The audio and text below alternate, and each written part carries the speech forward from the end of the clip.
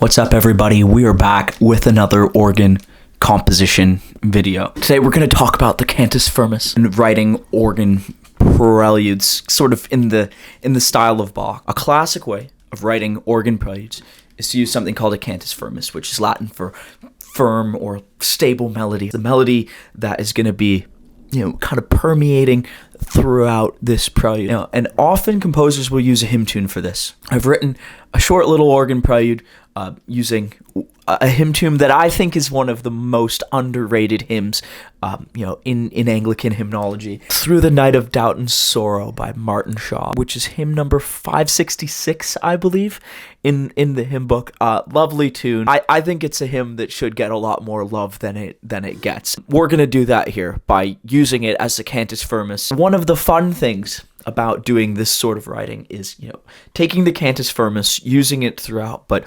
trying to do it in such a way that it's really not very recognizable, which is what I've tried to do here. You'd really need to know the hymn well and be listening very carefully to the organ prelude to spot it. So let's dive into this thing. We're in Sibelius here, and what I've done is I've written out the hymn tune as it would appear in the hymn book.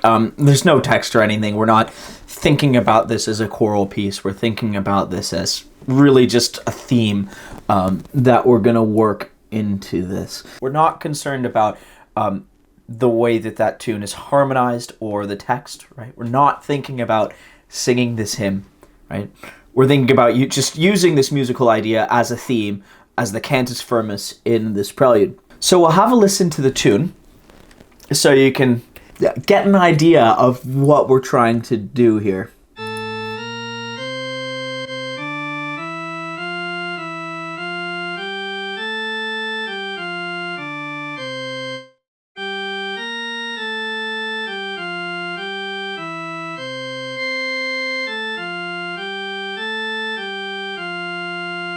So that's our vanilla hymn tune. What I've done down here is I've put the hymn tune in the bass and we've done an augmentation, meaning we've basically gone and turned each of these quarter notes into half notes, eighth notes into quarter notes, and these dotted quarter notes into dotted half notes. This is kind of easier to work it in the sense that what we've done is we've treated this Cantus Firmus as like the bread and butter, the basis of the harmonies that we're gonna have, right? So the strategy that I've done in this is to take this hymn tune, augment it, use that as my bass, and then just write free counterpoint over top of that bass. So we'll have a listen to the Cantus Firmus here.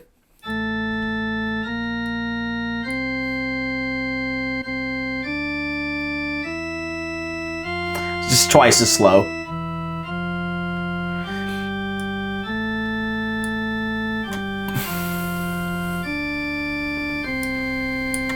You get the idea. What I've done as well is I've made a few small changes, really just for the registration. So basically, what I've done is I moved a few things around, mainly because keep in mind the pedal's going to transpose down an octave, so it could get too low if we kept it all low. So what we've done here is we've done one iteration of it in the pedal, and then the second one, we go and we repeat the tune. It starts in the pedal, and then we put it in the inner voice, so in the left hand. Let's have a listen to this thing.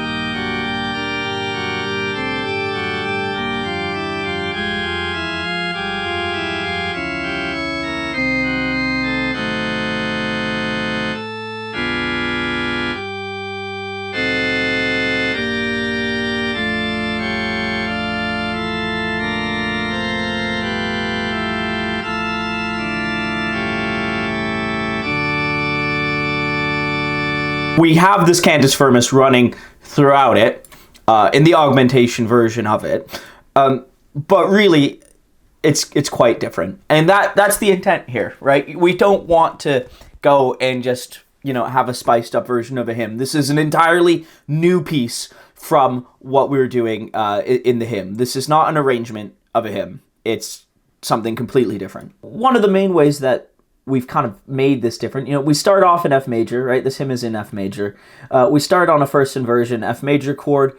But other than that, we go into D minor fairly soon after, right? So the majority of this prelude is in a minor tonality, a lot of D minor, a lot of A minor, but we have the Cantus Firmus as it's written in F, relative minor to what we're doing in the Cantus Firmus, and it's just because there's a lot of F, a lot of D, and a lot of A in this melody. So I figured we'll go for something entirely different, and it makes it fairly easy to tonicize and modulate, between the relative minor and its dominant key. Basically, there isn't very much structure to the counterpoint that's going on here, other than, we've got this dee theme, right? So I've really written this as if it's free counterpoint, because it is free counterpoint, really, with a Cantus Firmus, right? What happens over top of it just needs to make harmonic sense and sound good,